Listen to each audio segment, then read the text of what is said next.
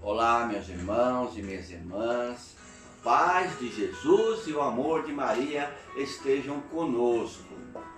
Vamos dar então início a esta reflexão, em nome do Pai, do Filho e do Espírito Santo. Amém.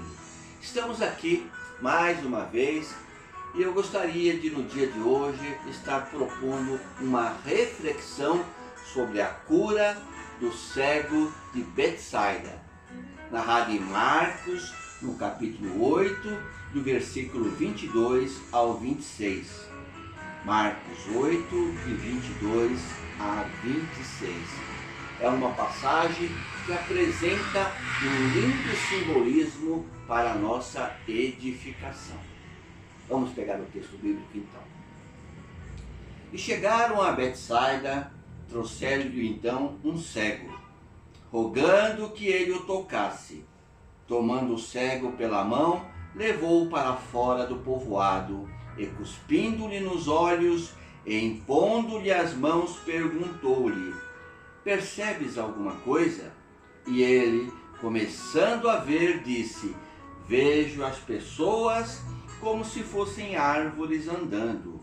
Em seguida, ele colocou novamente as mãos sobre os olhos do cego, que viu distintamente e ficou restabelecido, e podia ver tudo nitidamente e de longe.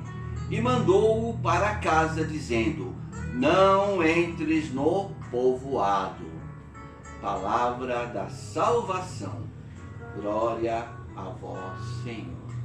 Meus irmãos, para que a gente possa compreender o contexto no qual esta cura foi realizada, é preciso examinar os fatos ocorridos anteriormente à cura do cego de Betsaida, para que possamos melhor entender as lições que Jesus deseja nos ensinar com esta passagem. Betsaida, que em hebraico significa casa da pesca, era uma aldeia de pescadores que ficava à margem do mar da Galileia, no local onde o rio Jordão deságua neste mar. Pedro, André e Felipe eram naturais dessa cidade. Esta cidade de Betsaida já havia sido citada anteriormente. Lembram naquele discurso que Jesus havia mencionado contra as 3 cidades que se recusavam a crer em seus milagres? Pois é Betsaida, Corazim e Magdala. E a gente percebe aqui no mapa da Palestina que elas ficam próximas umas das outras, lá na região da Galileia, no lago da Galileia. O texto bíblico nos fala que Jesus e seus discípulos estavam na região da Galileia e o mestre já havia realizado a segunda multiplicação dos pães e peixes, alimentando nesta ocasião uma multidão com quase 4.000 homens, sem contar as mulheres e as crianças. Após esta segunda multiplicação, que consta aqui em Marcos 8, eles entraram no barco e chegaram em Magdala, onde os fariseus pediram para Jesus mostrar um sinal do céu. Está aqui em Marcos 8,15. Vamos ver. Marcos 8,15. Guardai-vos, ele recomendou então, cuidado, guardai-vos do fermento dos fariseus e do fermento de Herodes. O mestre toma o seu barco e parte para Betsaida. Durante essa travessia, a gente percebe pelo texto que ele faz uma recomendação aos seus discípulos para que se afastem da doutrina dos fariseus. A gente vê também pelo texto que provavelmente este cego morava em Betsaida, nas margens do mar da Galileia. Jesus, assim, usando uma linguagem figurada, queria dar a entender que a doutrina e os costumes dos fariseus eram que perigosos. Na antiguidade, o fermento mencionado aqui era um símbolo de corrupção e putrefação. Os apóstolos, porém, tomaram as palavras do Mestre ao pé da letra. Olha só, meus irmãos, o perigo de muitas vezes tomarmos a palavra de Deus, a palavra do Senhor ao pé da letra, sem fazermos uma hermenêutica, uma exegese, isto é, uma análise textual, levando em conta os fatores sociais, políticos, econômicos e religiosos da época. Logo, a palavra fermento os fez lembrar, os discípulos lembraram quando o Mestre falou fermento, de coisas que haviam esquecido de trazer, como o pão. Associar a palavra fermento ao pão, pão material, a ponto de esquecerem de levar o pão, preocupados que estavam com essa recomendação de Jesus. Assim Jesus os repreendeu para que se lembrassem o que Deus havia feito por eles. Neste acontecimento, a gente percebe que os discípulos continuavam demonstrando uma falta de discernimento espiritual, apesar dos milagres que eles haviam presenciado. E Jesus, conhecendo isso, disse-lhes: por que pensais? Por que terdes pão? Vamos ver aqui Marcos 8:18. Tendes olhos e não vedes, ouvidos e não ouvides. Por que pensais que é por não terdes pães? Ainda não entendeis e não compreendeis. Tende olhos e não vedes, tende ouvidos e não ouvis, e não vos lembrais?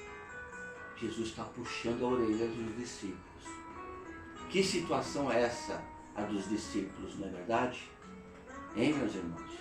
Jesus tinha milagrosamente alimentado multidões e eles discutiam por causa do pão.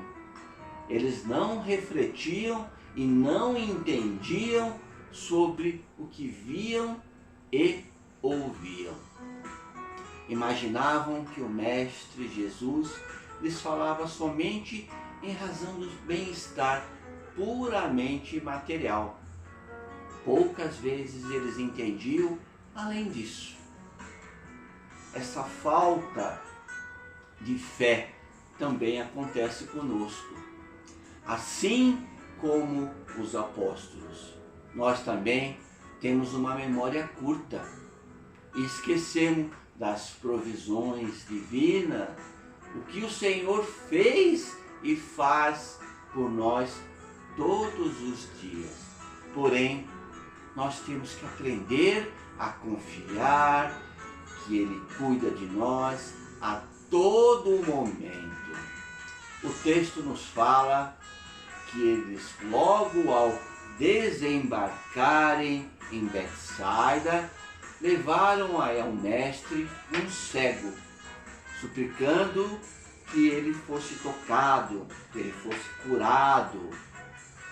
Jesus, por meio de atos sucessivos, a gente percebe no texto, utiliza deste milagre para, simbolicamente, dar-nos lições valiosíssimas sobre a vida espiritual. A cura da cegueira estava ligada à revelação de verdades muito mais profundas do que a própria deficiência física.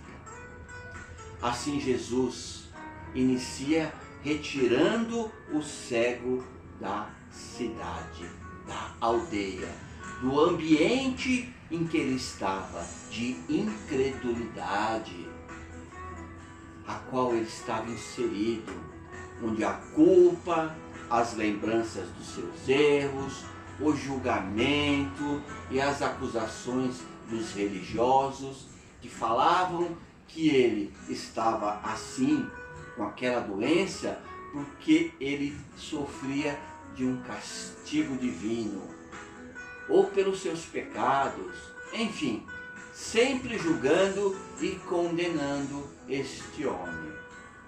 E Jesus o toma pela mão, conforme nós vimos aqui no texto, e o tira dali, daquele lugar que estava o oprimindo. O mestre arranca ele deste ambiente hostil, onde este pobre cego não tinha muito valor. Jesus o conduz a um novo local, um novo caminho, uma nova caminhada para uma nova vida, que inicia agora ao lado de Jesus. Assim, em Marcos 8:23, vamos dar uma olhada, o Senhor fala: tomando o cego pela mão, levou-o para fora do povoado, e cuspindo-lhe nos olhos e impondo-lhe as mãos, perguntou-lhes: percebes alguma coisa? Cuspir nos olhos pode ser considerado algo tanto estranho para nós, que somos do século XXI, somos ocidentais, porém, de uma forma geral, o uso da saliva na antiguidade era comum. Era uma forma de mostrar ao enfermo de que Jesus queria curá-lo. Assim, o Mestre Jesus unge os olhos do cego de Betsaida com a sua saliva e pergunta o que ele vê. O texto afirma que ele recobrou a visão. Entrou luz em seus olhos. A vida deixou de ser total escuridão. A luz trouxe revelações das coisas e pessoas que estavam próximas a ele, que até então ele não via mais. Isso, meus irmãos, acontece com aqueles que encontram a Jesus. Suas vidas deixam de estar o quê? Envolvidas em trevas, na escuridão. A claridade da luz da salvação em Jesus entra em nossos olhos, entra nas nossas vidas, traz um novo colorido, um especial modo de ver, um especial modo de enxergar a vida a partir de agora, com a luz de Jesus. A partir de agora, meus irmãos, há um sentido novo para a vida, um rumo novo a seguir, um norte para se guiar. Uma luz no fim do túnel apareceu. Porém, como aquele cego de Betsaida, os discípulos ainda não enxergavam perfeitamente. Por isso Jesus pergunta se o cego de Betsaida via alguma coisa. Por quê? Para se confirmar se a saúde da visão, das nossas vistas, está realmente perfeita, é necessário estar com uma boa visão. Não bastava saber se a luz estava penetrando, se ele estava enxergando a luz. É verdade? É necessário que ele enxergasse as coisas. Em Marcos 8:24, o texto nos fala que ele, começando a ver, disse: vejo as pessoas como se fossem árvores andando. Então, quando perguntado a Jesus, o cego de Betsaida responde o quê? Vejo os homens como se fossem árvores que andam. Em resposta, de uma certa forma, fazia-se referência ao que havia ocorrido com os discípulos ainda no barco, que estavam cegos. Viam a luz, mas estavam cegos. Suas visões não estavam ainda perfeitas. Eles tinham uma visão coisificada na vida. O que é isso? Eles reduziam suas visões a algo sem grande valor, com significado puramente material. Assim como o cego de Betsaida, que via os homens como árvores, assim também os discípulos viam as coisas da vida, enxergavam somente o contexto material dos ensinamentos de Jesus. E Jesus, nesta cura, que foi feita em 2 etapas, conforme a gente percebe aqui no texto, parece querer mostrar que a seus discípulos, que eles já possuíam a luz da vida, mas os seus valores estavam ainda atrelados ao concreto, ao palpável, ao físico, sem muito discernimento espiritual. Ou seja, Jesus queria mostrar que havia uma enfermidade em suas mentes, que atrapalhava a sua visão. Seus olhos funcionavam bem, porém os valores que suas mentes associavam àquilo que eles viam estavam distorcidos, contorcidos, transformados. Igualmente, meus irmãos, pode acontecer conosco também. Muitas vezes dizemos possuir a luz da vida, conhecer a Jesus, nos julgamos salvos, achamos que conhecemos o Evangelho. Porém, nossas mentes podem estar ainda com valores não muito corretos. Quantas vezes nos enganamos a respeito de vários assuntos? Não é verdade? Existem pessoas que demonstram estarem comprometidas com o reino de Deus.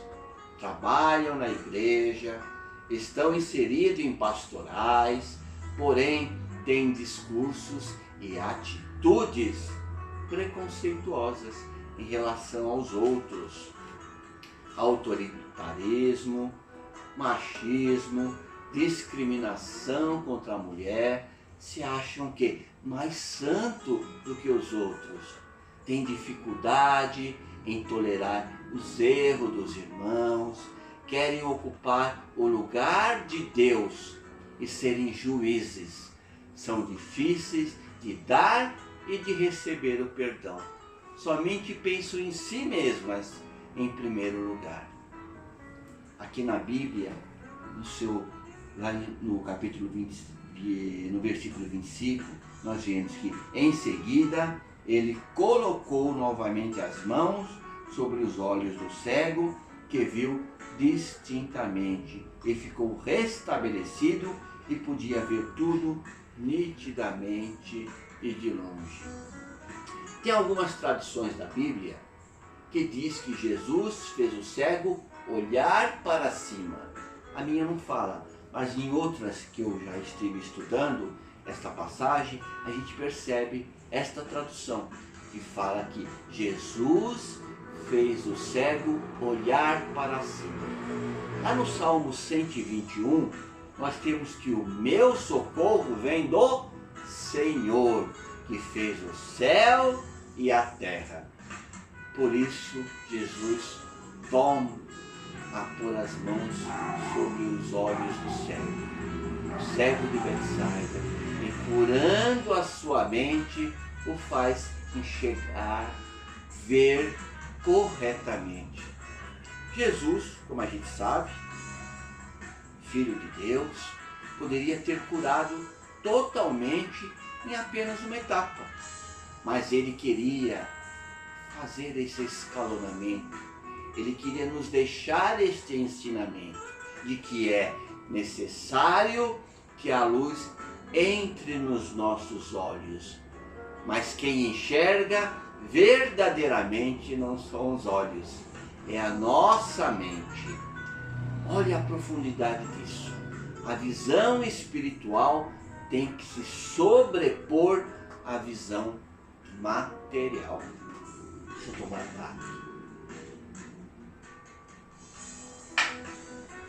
Por isso é preciso uma renovação em nossos pensamentos. Não podemos achar que já sabemos tudo. Precisamos refletir nossas atitudes, nossos conceitos e pedir a Jesus que imponha suas poderosas mãos e nos abram a visão para que possamos ver e enxergar o espiritual de Deus. Amém? Feche agora os seus olhos. Vamos pedir a Deus que sejamos iluminados pela sua palavra salvadora, sobretudo em nossas mentes, tirando toda a presunção de que já sabemos de tudo, que somos perfeitos, a ponto de julgar as pessoas segundo os nossos critérios. Que nós sejamos, meu Deus, instrumentos da sua palavra, que possamos levar e ajudar os nossos irmãos a saírem das trevas e a entrarem na luz. Pois sabemos que o nosso socorro vem de Deus, que fez o céu e fez a terra. Pois nós não servimos a um Deus qualquer. O meu Senhor, o meu Deus, o meu Salvador tem poder sobre todas as coisas e pode me conceder a qualquer hora a vitória. Mesmo que não estejamos enxergando soluções, Deus pode abençoar e fazer prevalecer sobre todos nós, sobre todos os problemas aos quais nós estamos passando. Deus amado, Deus querido, Deus maravilhoso, em nome de Jesus, nós te pedimos que tome conta das nossas vidas e de nossas famílias, abrindo nossa visão espiritual e aumentando a nossa fé. Amém? Amém? Que Deus nos abençoe e nos guarde para sempre. Louvado seja nosso Senhor Jesus Cristo, para sempre seja louvado.